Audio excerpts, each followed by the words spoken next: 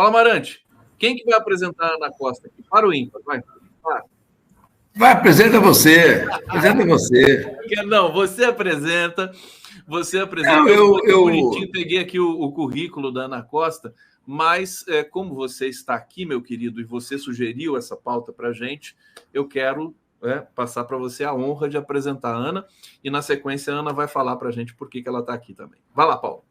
Bem, bom dia, Conde, bom dia, Ana, é uma alegria enorme. Eu queria realmente só apresentar o tema, porque eu tenho falado de questões ligadas à saúde mental, à reforma psiquiátrica, a esse campo regularmente. Mas, às vezes, a gente aborda questões gerais aí, como a questão da enchente, leva a outros problemas de assistência de crises humanitárias e tudo mais. E eu fiquei muito preocupado, estou muito atento a essa atitude do Conselho Federal de Medicina de baixar uma resolução proibindo os procedimentos do aborto legal previsto em lei, na Constituição, previsto pela Organização Mundial de Saúde. Isso me preocupou porque esse mesmo Conselho, que tem defendido a cloroquina, que tem sido contra a vacina, que tem sido contra a reforma psiquiátrica, lançou uma nota terrível dizendo que a reforma psiquiátrica vai deixar nas ruas bandidos, estupradores, assaltantes, etc. Agora, baixa uma resolução proibindo o aborto legal. Isso me chamou a atenção de ser um procedimento que está conectado com os demais procedimentos do Conselho Federal de Medicina e ligado a uma atitude da ultradireita, extrema-direita internacional, de ataque aos direitos das mulheres, das minorias, das lutas identitárias, etc. Eu achei que ninguém melhor do que a nossa querida Ana Costa, médica sanitarista, doutora em Ciências Sociais, ex-presidente do Centro Brasileiro de Estudo de Saúde, eu sempre falo do CEBS, fundado por Davi Capistrano, Sérgio Aroca. Então, a Ana vem de uma linhagem de sanitarista importantíssima, que é uma líder feminista e que poderia abordar para chamar a atenção da sociedade brasileira para o que está havendo por trás dessa iniciativa do Conselho Federal de Medicina. É isso, pô. Paulo Amarante, meu queridíssimo sócio aqui no nosso programa, toda terça-feira conosco, sempre com pautas maravilhosas. Ana Costa, então vou pedir para você explicar para a gente. Aqui o mini currículo da Ana Costa está aqui embaixo. Ela é médica sanitarista, feminista, doutora em Ciências da Saúde, diretora do CEBS, Centro Brasileiro de Estudos da Saúde. O que o Conselho Federal de Medicina fez? Conte para a gente, Ana Costa. Seja bem-vinda. Obrigada, Conde. Um prazer te encontrar, mesmo que seja por aqui, Paulo Amarante, meu querido amigo. De fato, eu acho que a história se repete nesse momento em relação à categoria médica e, especialmente, em relação à representação do Conselho Federal de Medicina, que vem tendo desde a pandemia, e não só desde a pandemia. Há alguns anos, a direita tem estado dirigindo o Conselho Federal de Medicina e vem praticado atos antidemocráticos e anti-direito à saúde, como, por exemplo, a saída do Conselho Nacional de Saúde desse colegiado. Né? Então, acho que embora é importante lembrar que o Conselho e as outras entidades médicas estiveram conosco na época do movimento da reforma sanitária, em um tempo de luz, né, de democracia. Então, esse Conselho ele vem se aperfeiçoando em práticas pouco democráticas, nada democráticas, na verdade, e cada vez mais misóginas, mais contra os direitos sexuais e reprodutivos das mulheres.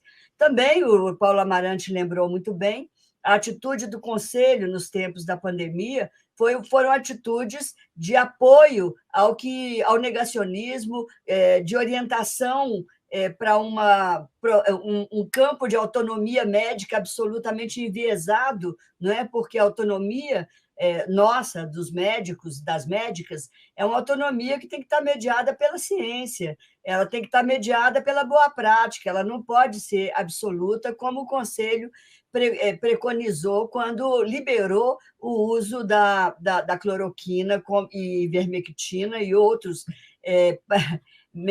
medicações sem qualquer impacto real sobre a doença. Bom, Recentemente, lembre-se que o Conselho será renovado agora em agosto. Na primeira semana de agosto haverá eleições.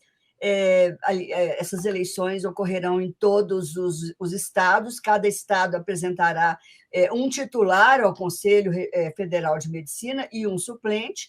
Portanto, é um momento político muito delicado e o Conselho está fazendo política. E está fazendo política nesse campo da ultradireita, não é? Nesse campo da anticiência, nesse campo de negar a própria lei, como ele fez nesse caso da proibição dos médicos do uso da aplicação do procedimento da sistolia fetal, que é um procedimento extremamente recomendado e cientificamente comprovado, que humaniza o atendimento das mulheres que precisam interromper uma gravidez que foi decorrente de um estupro, de uma violência sexual. É o que nós chamamos de aborto legal, né? Aborto legalizado pelo Código de Ética, pelo Código Penal, cuja idade nós temos que lembrar que data de 1940. Então, é um direito adquirido há muitos e muitos anos. Muito embora os serviços que prestam esse tipo de assistência só tenham sido inaugurados no Brasil, Conde, em 89, com a gestão da Erundina.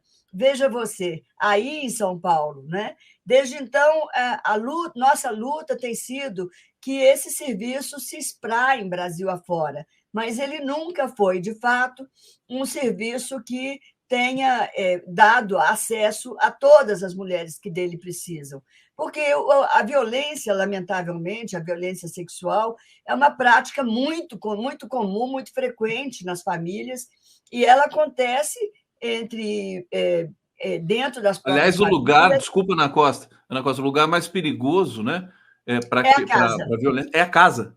É a casa. É triste isso. O menos inseguro é a casa, a escola. Então,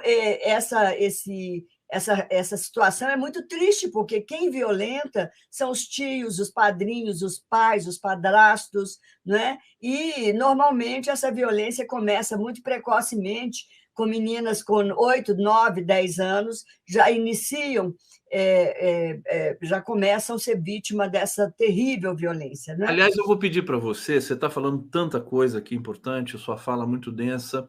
Eu tô aqui lembrando que a extrema-direita parece que gosta dessa questão, né, de pedofilia. Você vê o discurso da Damares Alves e todos os outros direitos, sempre parece que fomentando oportunidades para que a violência ocorra, né, concretamente. É uma coisa horrorosa. Olha, só lembrar aqui 2 dados, vou devolver para a Ana Costa, depois o Paulo fala.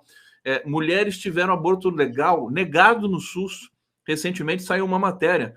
Não lembro quantas mulheres, mas várias mulheres tiveram um aborto negado ali, que é uma ilegalidade em si.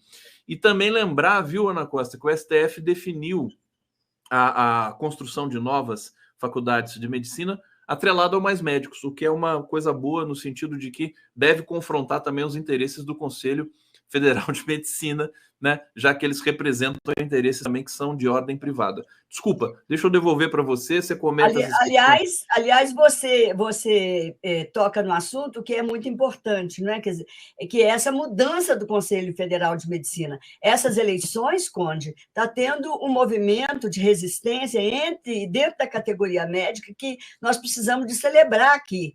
Esse movimento que tem chamado, que está correndo o Brasil afora com o nome Muda CFM, vai apresentar candidaturas em quase todos os estados. Então, é muito importante que os médicos, especialmente médicos e médicas jovens, que forma hoje a maioria dos médicos brasileiros, da categoria no Brasil, que estejam atentos a esses candidatos, porque serão candidatos de mudança que irão favorecer o uso da ciência, a adoção de uma democracia e a adoção, especialmente, de uma legalidade, porque essa recomendação do Conselho ela é ilegal, tal como foi julgado assim o ministro do STF, Alexandre de Moraes, quando analisou o assunto, né? E soltou uma liminar que agora está em julgamento, o assunto no pleno, né? Mas essa liminar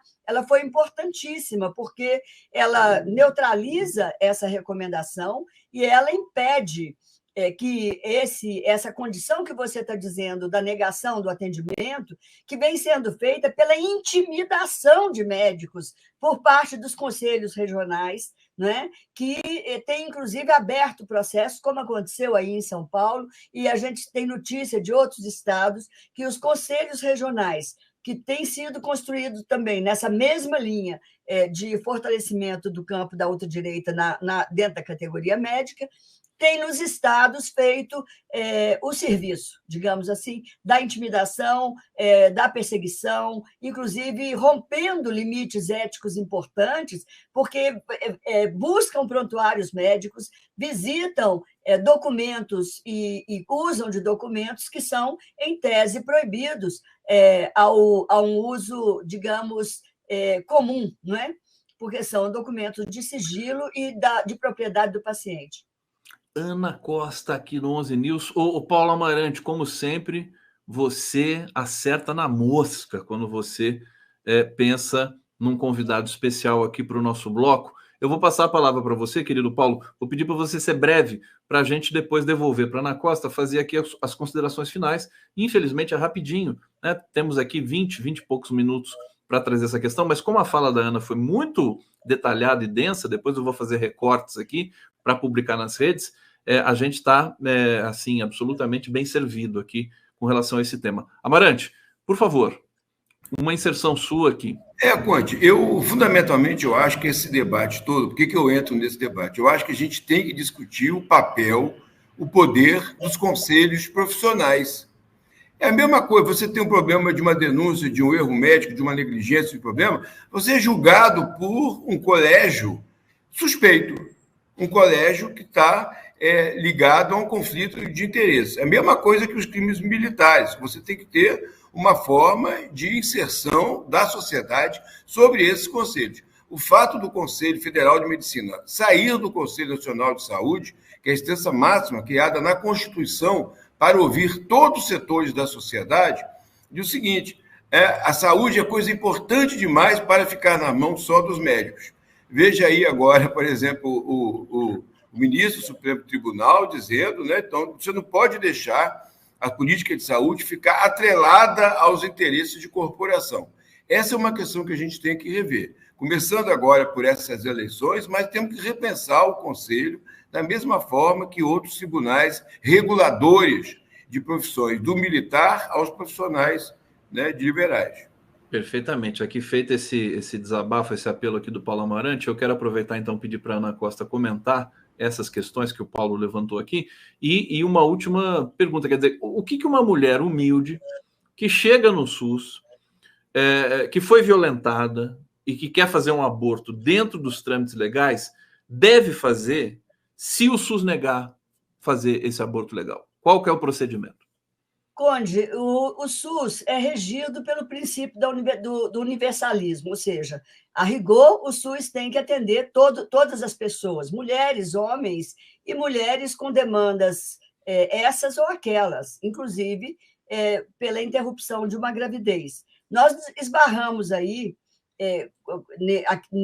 em um problema que é muito grave, porque a existência de serviços que realizam a prática da interrupção da gravidez nos casos de abortamento legal são muito poucos.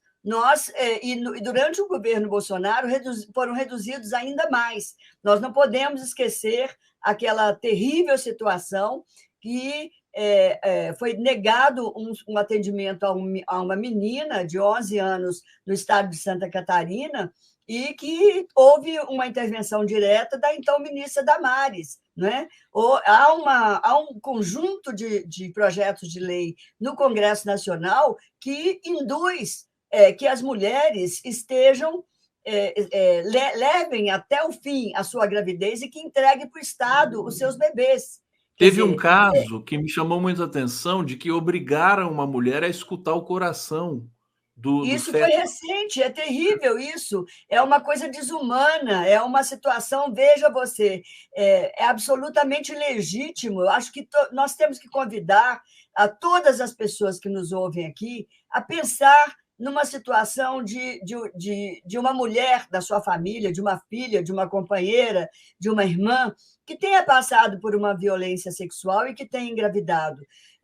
Pensar com essa disposição de analisar o quão terrível é isso, quão doloroso é essa dor de estar carregando no seu útero um produto de uma concepção violenta, né?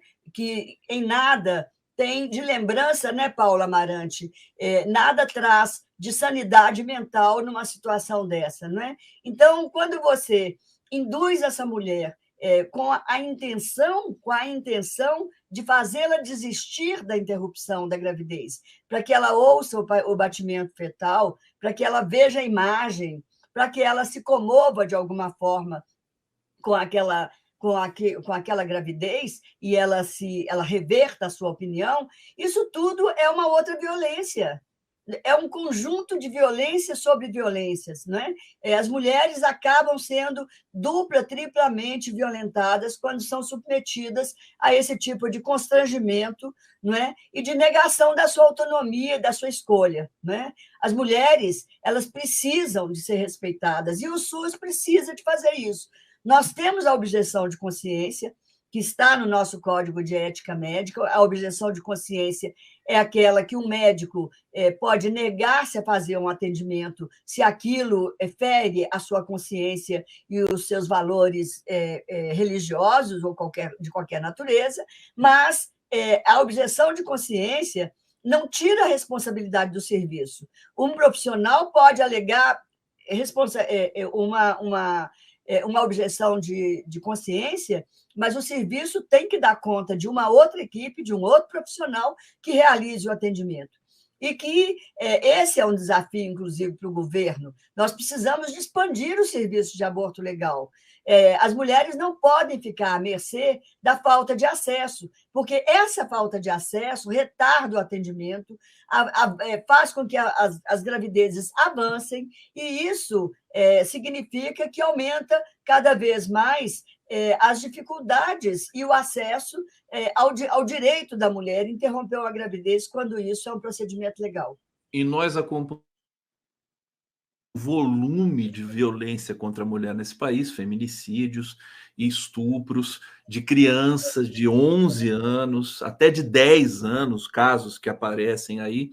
Quer dizer, imagina a demanda para o aborto legal no SUS, num país gigantesco como o Brasil, né, desigual, deve ser uma enormidade, quer dizer, é um problema que o governo tem que estar eu acho que é importante dizer sobre isso, porque a demanda ela engasga, ela afunila, especialmente para meninas jovens que moram em áreas rurais, para meninas pobres, para adolescentes e meninas negras, e isso mostra mais um outro caráter, mais um outro aspecto da desigualdade.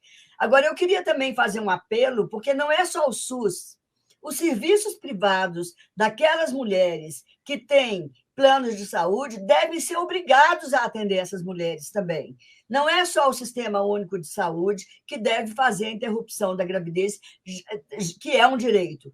É direito também, e esse é um debate que não se faz, que os planos privados passem a colocar e oferecer essa alternativa para as mulheres que são... porque as mulheres de alto poder aquisitivo, elas vão em clínicas clandestinas e tudo bem, ninguém nunca sabe, né? É aquela coisa que a gente conhece. Gente, debate importante para o Brasil, para a questão nossa de saúde pública e de combate à violência contra a mulher e tudo mais. Eu quero agradecer demais a presença do Paulo Amarante aqui. Ana Costa, querida, vou chamar você de novo, viu, para falar desse e de outros temas aqui no nosso programa. Com prazer imenso de receber, viu?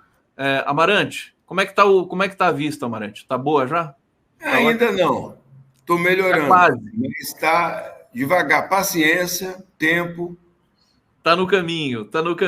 Amarante acabou de fazer uma cirurgia, né, na vista, e a gente está aqui torcendo para que tudo volte ao normal o mais rápido possível.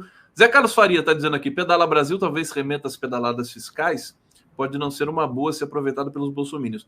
Eu discordo de você, viu, querido Zé Carlos Faria? Eu sugeri aqui pro Gilmar Tato, vou reforçar lá. Depois eu explico hoje na live da noite por que eu acho que não tem problema. Fernando Bai, CFM, mesma coisa do Andes. Elite sendo elite. Elites sendo elite. Obrigado, gente. Obrigado a todos que nos acompanharam. Amanhã estamos de volta com mais um 11 News. Amarante quer dizer alguma coisa? Não, só agradecer e despedir as pessoas que estão sempre aí assistindo, participando. Muito importante esse programa. Muito bom. Obrigado, gente. Valeu, Ana. Obrigada, Conde. Um abraço. Abraço a todo mundo.